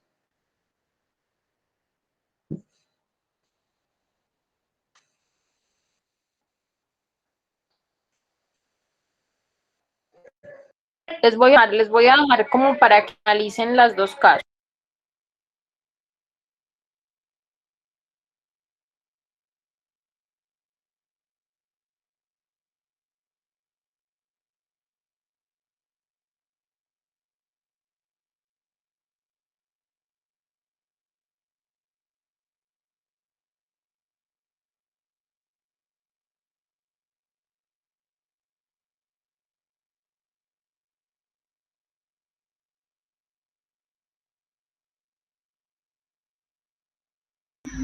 Pues doctora, en lo que yo veo, el paciente 1, o sea, el que está en la izquierda, tuvo como una mayor pérdida de volumen pulmonar, porque mientras el paciente 2 pasó de una FEBI de 20% a una del 10%, el paciente 1 pasó de una FEBI del 90% a una del 50%. Entonces, pues podríamos decir que el paciente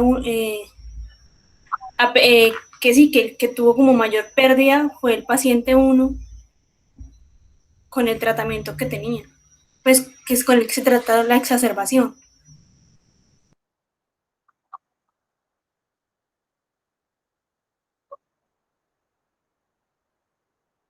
Ok.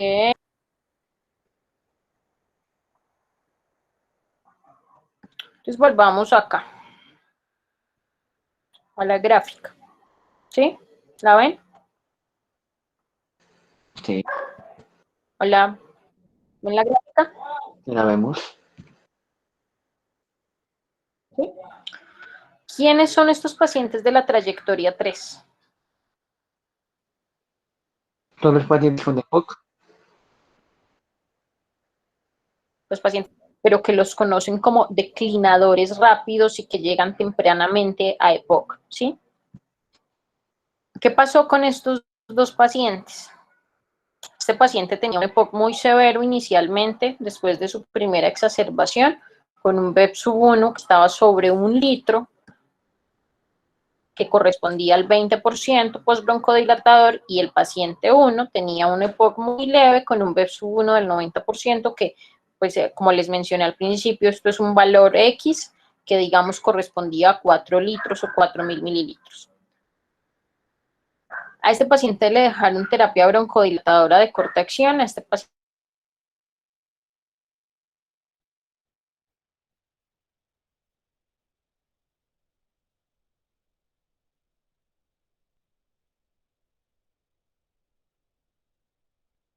son simplemente la traducción. Un segundo. No escuché lo último que dijo. Es que se le está cortando mucho, doctora. Sí. A veces se pierde la conexión y queda en silencio.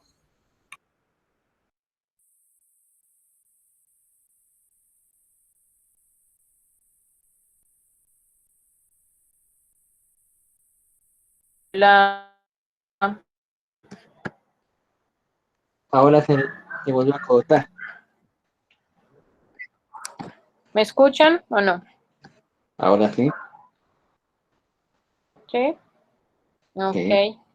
Cuando les mostré la gráfica a los pacientes de la trayectoria 3, que son los que denominan declinadores rápidos, ¿quiénes son?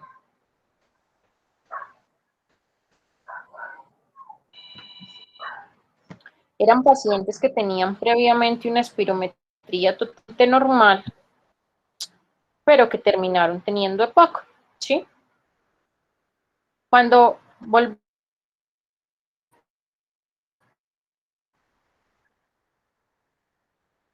chicos, Sí, acá estamos.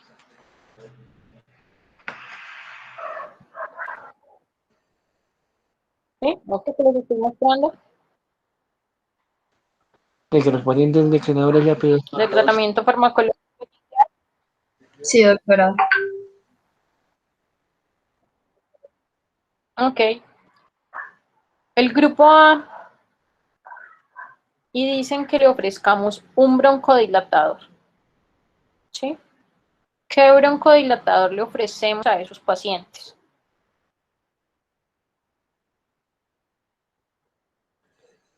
¿Mm? Uno de larga acción. Bueno.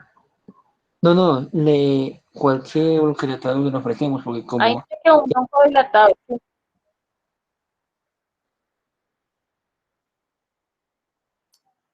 Ahí dice que le ofrezcamos un broncodilatador. ¿Me escucha? sí, cualquier bloqueador, ahí te puede dar desde un Pero desde yo corta. voy a la clave para el uso de los broncodilatadores. Me dice que los agonistas beta de acción prolongada o los antimuscarínicos de acción prolongada son preferibles sobre los agentes de corta acción, excepto para únicamente los pacientes que tienen disnea ocasional. Los pacientes que tienen disnea ocasional no son los pacientes que se exacerban. ¿Sí? ¿A qué voy con eso? Y no sé si se les haga familiar. ¿Han visto pacientes en el hospital con EPOC exacerbado?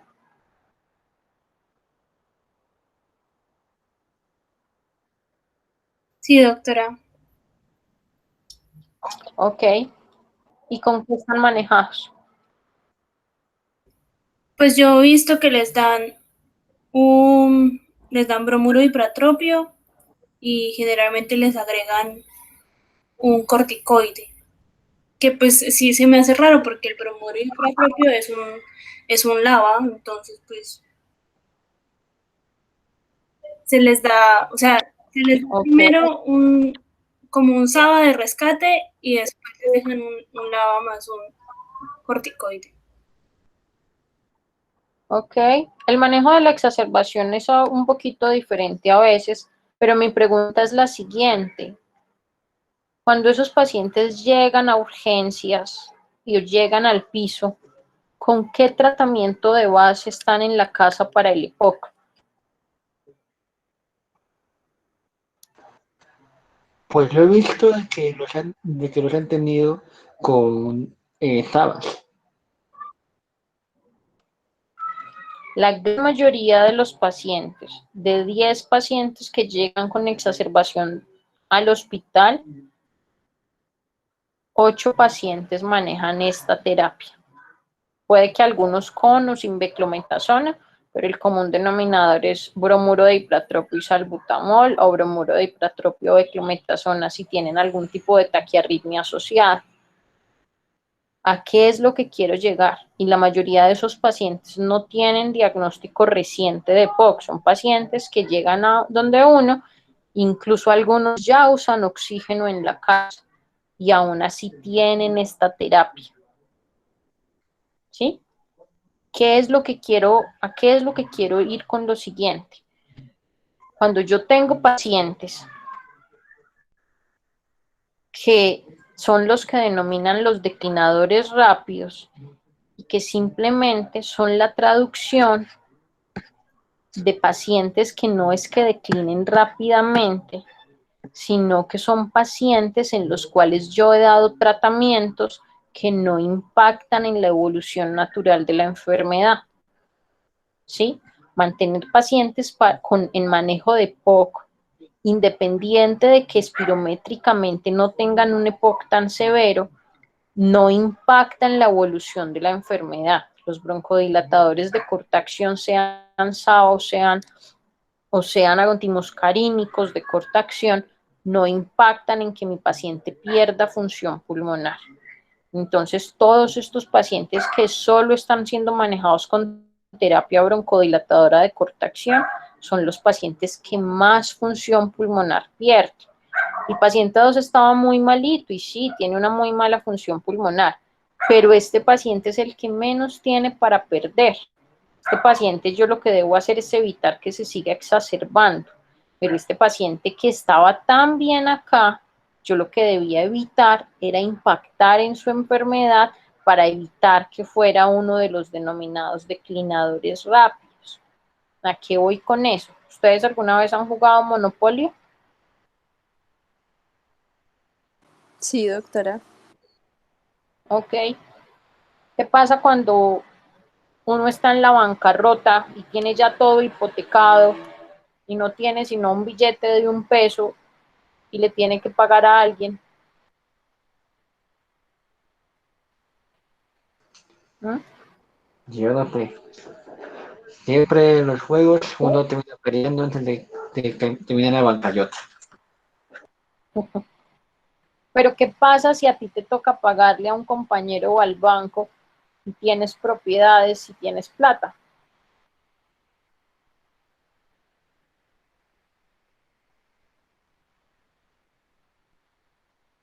Sencillamente, pues pagas y pierdes dinero o pagas y pierdes propiedades, ¿sí? Eso mismo le pasa a los pacientes con EPOC que aún conservan la función pulmonar. El paciente con EPOC que ya no tiene casi función pulmonar, ya no tiene que perder, o ya lo que pierde, como es tan poquito lo que tiene, no es representativo. Y como decía la compañera ahora, mientras que el que sí tiene aún función pulmonar, cualquier cosa que pierda es muchísimo. Este paciente perdió el 10%, que eran 100 mililitros. Si este paciente hubiera perdido el 10%, hubiera sido 400 mililitros. Entonces, en EPOC, el que más tiene es el que más pierde, igual que cuando uno juega Monopoly. Y para concluir, ¿a qué voy con eso? Ya les debo de presentar para que no se ponga tan lenta la señal.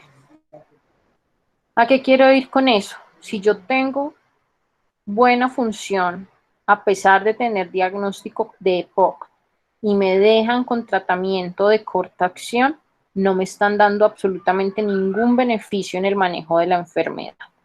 ¿Sí? ¿Qué les quiero traducir? Que si a mí no me impactan en la evolución de la enfermedad, yo me voy a morir más rápido.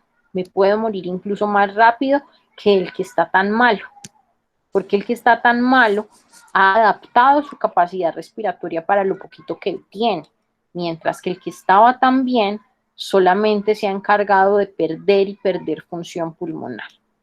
Eso es una de las grandes críticas que tenemos al manejo de nuestros pacientes. Nosotros muchas veces tenemos pacientes que nos llegan 3 y 4 veces al año por una exacerbación, pero a pesar de eso, no les cambiamos el tratamiento estándar con el que están. Entonces, lo seguimos dando salida con oxígeno y salbutamol, beclometasona y bromuro de ipratropio. Y ninguno de esos medicamentos, que en realidad son para manejar síntomas por exacerbación o son para mejorar sensación de disnea aguda, ninguno de esos medicamentos de verdad impactan en la evolución natural de la enfermedad y ninguno previene la declinación rápida de la enfermedad. A lo que voy con eso es, si ustedes cuando salgan van a ver pacientes en la consulta y les llegan pacientes con EPOC y llevan 1 año o 5 años o 10 años usando salbutamol, beclometasona y bromuro de hipratropio, o alguno de los 3 o 2 o los que sean, y algunos conos sin oxígeno, esos pacientes primero vienen siendo maltratados, o sea, les han dado un tratamiento erróneo para una enfermedad crónica que era prevenible, pero que también era tratable. Y segundo, ustedes no están haciendo nada diferente a lo que puede hacer el farmacéutico de la esquina. ¿Sí? Absolutamente nada van a poder hacer diferente. ¿Por qué? Porque se están limitando a manejarle una terapia que de verdad no le está cambiando su enfermedad. Eso es más o menos como yo soy hipertensa, me dan losartán, el médico me ve en la consulta, me toma la presión, está en 190/100 y me deja solo con el mismo losartán. Algo parecido es esa analogía con EPOC. Yo tenía buena función, he ido perdiendo, me he ido exacerbando, he tenido crisis, he tenido impacto en mi calidad de vida y me siguen manejando con salbutamol, beclometasona y bromuro de hipratropio. Si eso no cambia, no se va a impactar la enfermedad y nosotros vamos a ser los culpables de que esos pacientes se sigan exacerbando y que esos pacientes se sigan muriendo. Es tan simple como esto. Si yo tengo 10 pacientes que se me infartan, el 8% de esos pacientes se me van a morir en los próximos 6 meses. Los pacientes con exacerbación de POC o los que tienen exacerbación de POC, el 35% de esos pacientes se van a morir en los próximos 6 meses.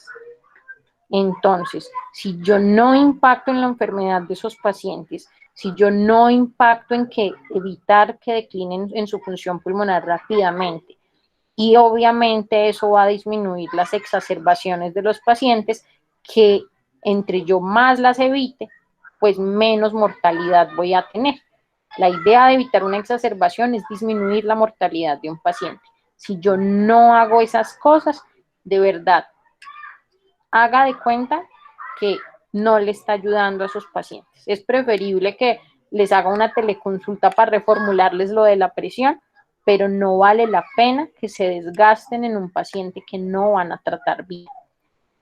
Y no tienen que saberse todas las presentaciones de inhaladores que hay en el mercado.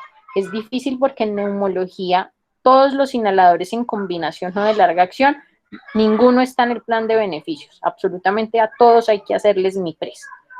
Entonces una cosa es que de pronto uno no los conozca, o que si los conoce de pronto le dé pereza hacer el MIPRES, pero esos pacientes o hay que mandarlos donde un médico familiar o donde el internista o donde el neumólogo para que le cambie el tratamiento basal. Si uno no sabía o si a uno le daba pereza, no sé, esos pacientes no se deben quedar con la misma terapia, ¿sí? Si yo tengo un paciente que se me exacerba, es un paciente que pierde función pulmonar. Si ese paciente pierde función y se exacerba, es un paciente que se va a morir más rápido y es un paciente que va a perder más. El que pierde es el que tiene para perder. El que ya no tiene para perder, no pasa nada, ¿sí?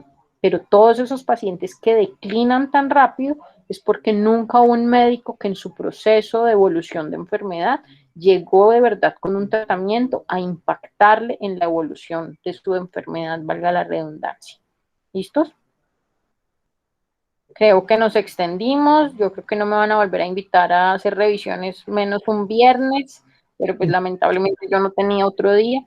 De eso, doctora, tenemos que hacer tenemos que agradecerle completamente este acompañamiento, toda la exposición que usted tuvo y las explicaciones. Sinceramente estamos muy agradecidos con su colaboración y esperamos volver a tenerla en el futuro. Gracias por invitarme, pero yo hablo mucho, entonces por eso nos demoramos. Las guías están ahí, Gol, está todo, o sea, no hay lío. Gracias a las niñas que hicieron la presentación, súper bien. Pues yo no sé si de esto hay una calificación, porque en realidad, pues ustedes saben que yo no trabajo para la universidad, pero pues igual si algo, yo hablo con el doctor y digo que pues este tema lo revisamos entre todos. Lo más importante, más que una calificación, lo que se genere de acá, es lo que ustedes van a hacer cuando salgan, ¿sí? En este momento, pues uno está estudiando, no hay nada más satisfactorio que a un paciente le diga que puede respirar tranquilo, ¿sí? Que a un paciente le diga que puede hacer su vida normal sin sentirse ahogado. Eso a uno, de verdad, no hay plata que se lo pague. ¿Listo? Lo más importante es tener al final del día la satisfacción de que uno impactó de verdad en la vida de un paciente que pudo volver a trabajar o un paciente que pudo volver a jugar con sus nietos porque ya no se ahoga, ya no se fatiga tanto, ¿sí? Eso es como lo más importante de todo esto. Y pues cosas para aprender, o sea, hay fellowships hoy en día de solo enfermedad obstructiva. Entonces, esto de verdad es un mundo súper grande. Lo que pasa es que nosotros muchas veces lo vemos como algo tan común que pensamos que es algo que sabemos así como por difusión pasiva, pero no.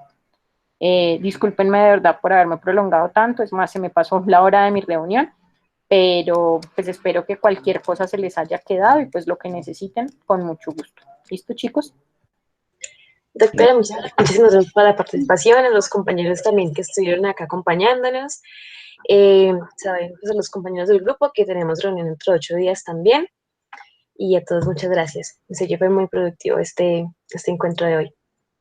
Feliz noche.